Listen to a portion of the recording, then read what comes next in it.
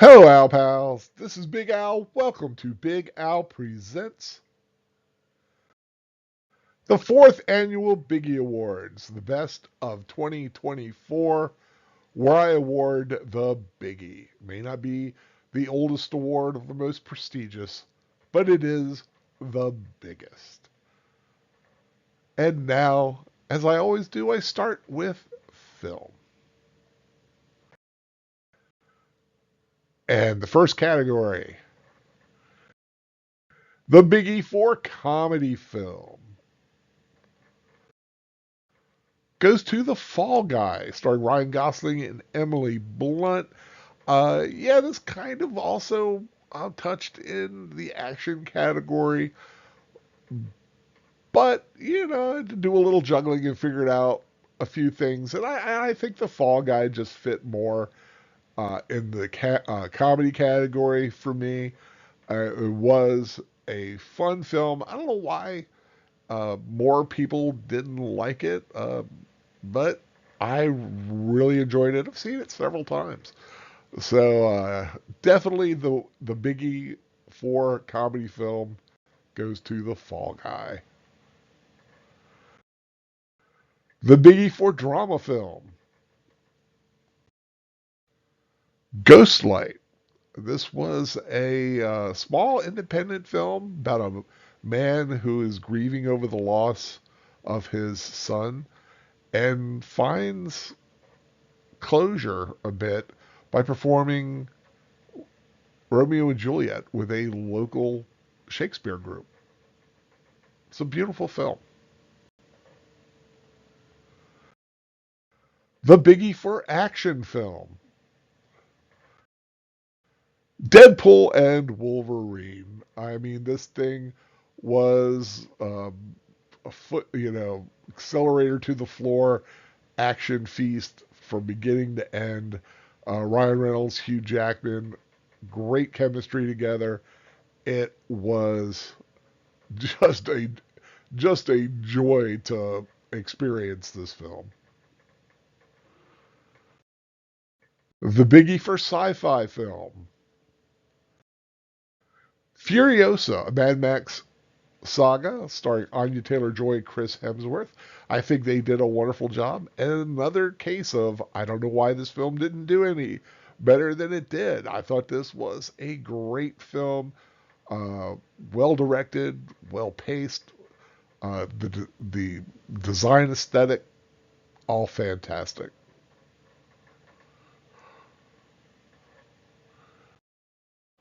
The biggie for horror film. This is one of the older films, or the newer films that kind of made it in at the last minute. Nosferatu. This is a gothic masterpiece starring Bill Skarsgård. He is absolutely chilling as Count Orlok. I wasn't sure about the design of Count Orlok at the beginning, but I've kind of come around to it. Just a beautiful, dark, uh, atmospheric uh, gothic horror. Just great. The biggie for musical film. I'm sure a lot of people could probably guess this one. Wicked. No matter what people may think of Cynthia Erivo or Ariana Grande, I cannot deny they did a wonderful job in this film. The music is wonderful. The art direction is stunning. It is a gorgeous movie. And the biggie for top film of 2024, what I think is the best film of the year, The Wild Robot. This film made me laugh. It made me cry. It had everything. It hit every emotion, and I really thought this was, when it came down to it, the the best film of the year.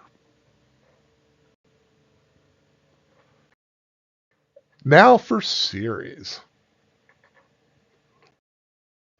The Biggie 4 comedy series. Young Sheldon. It finished up its run and it will be sorely missed. I loved this show. It's become a favorite of mine. Thankfully, we have repeats, so I will continue to enjoy it. But it definitely gets the Biggie for comedy series. The Biggie for drama series. Bridgerton from Netflix. I love the Regency era. I love Jane Austen romance. I love, you guys know I love Hallmark. It kind of touches on all of that. It's a beautiful show. The costumes, the characters are wonderful. The music, using modern music but done in the style of the Regency period. If you love romance, definitely one to check out. The Biggie for Action series.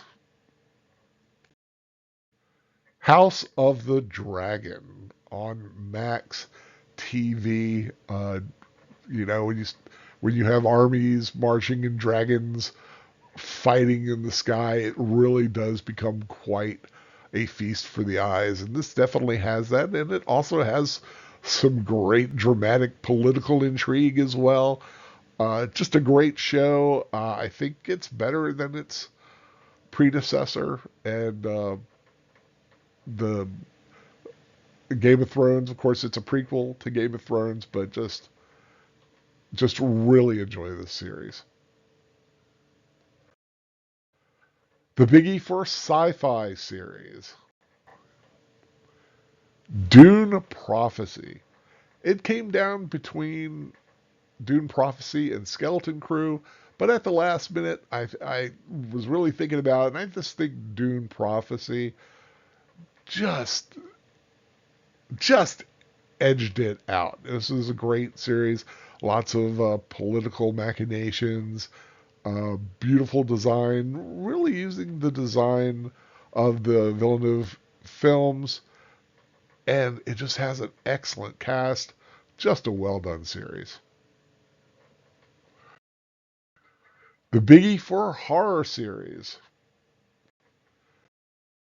Evil on Paramount Plus. Of course, it started out a few years ago on CBS and went to Paramount Plus, where it could really let out more mature uh, elements to its story, much to its benefit. Of course, Mike Coulter playing a priest who also works with a tech expert and a psychiatrist to check out various possible demonic possessions.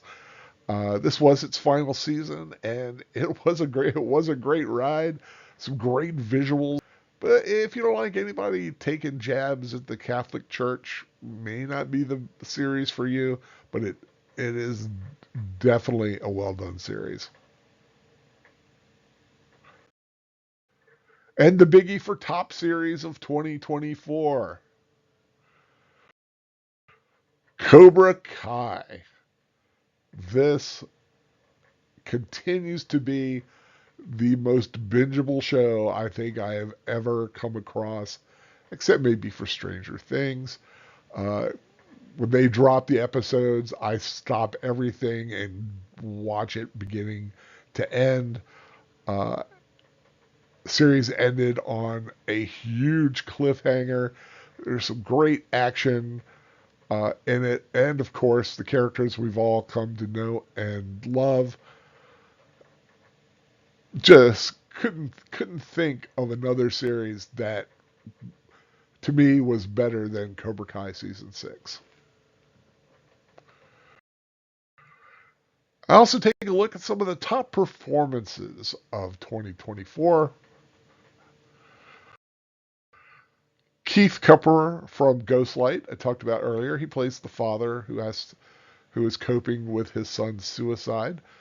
June Squibb in Thelma. It is amazing that you could take a 94-year-old woman, I think she's 94, and make her an action hero.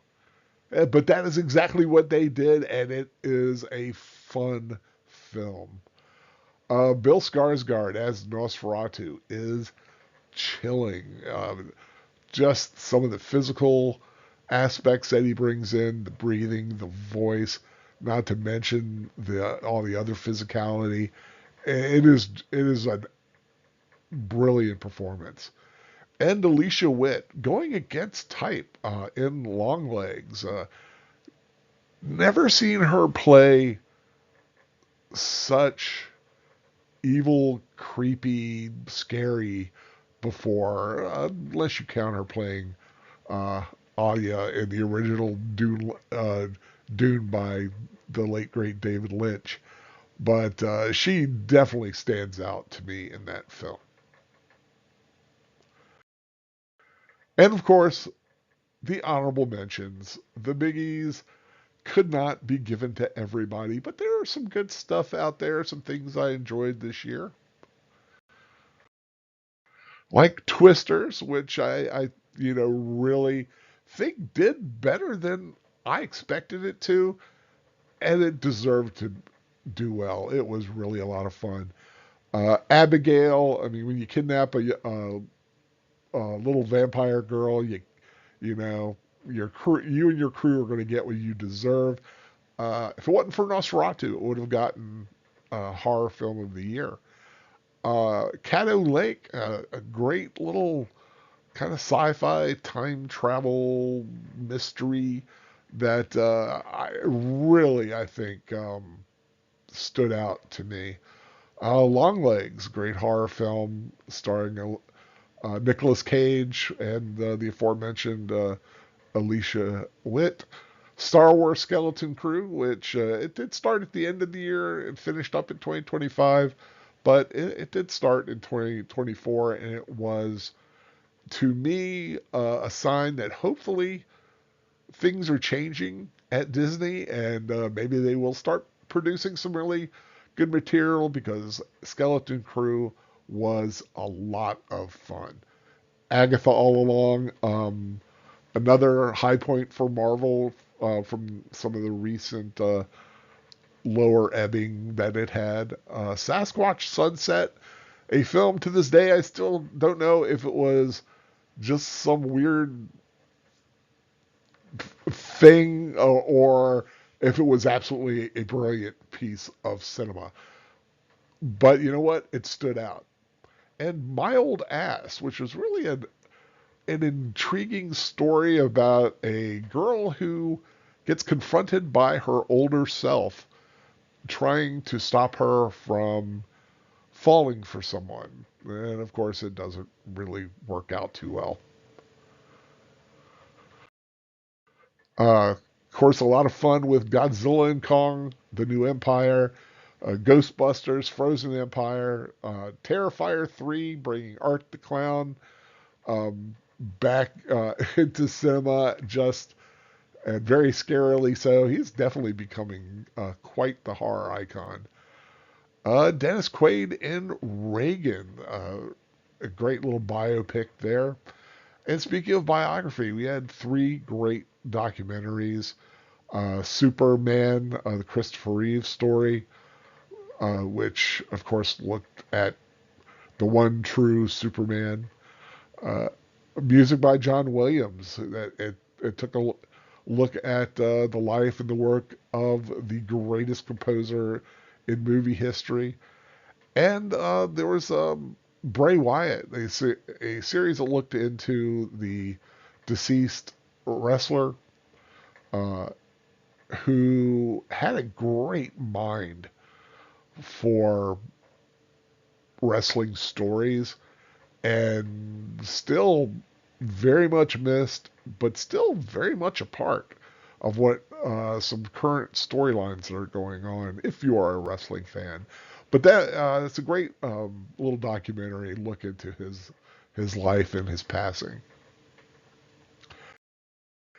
And of course, I always have to mention the dumpster fire of the year. What did I think was the worst thing to come out of 2024? I really didn't have to think too hard on this one.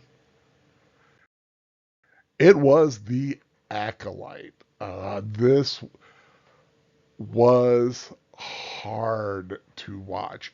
I actually felt good the first couple of episodes, and then it just went downhill, and it went downhill fast. Uh, I'm not going to blame someone for liking it, but this just was, it was so, oh, it was just so bad. Thankfully, Skeleton Crew kind of has raised Star Wars from that ebb and really knocked out a lot of the bad taste that the Acolyte left in my mouth. So, but yeah, the Acolyte, it has to be the dumpster fire of the year. Well, that is it, folks. I hope you enjoyed my humble little awards presentation of what I really thought were some of the best things that come out last year. Of course, plus the dumpster fire. I really hope you enjoyed this show. I really enjoyed doing it. Of course, I'm already starting to think about what 2025 may bring ahead for the fifth annual Biggie Awards, but that will have to wait until next year. Goodbye, folks, and thank you for just thank you for making it this far if you did. Because, of course, if you haven't subscribed to my channel, hope you do so. More reviews, rewatches, rambles in weeks and months to come. If you like this video, I'd appreciate a thumbs up. Please share it around and leave a comment. I would love to hear from you. Until the next time, find something fun to watch and take care.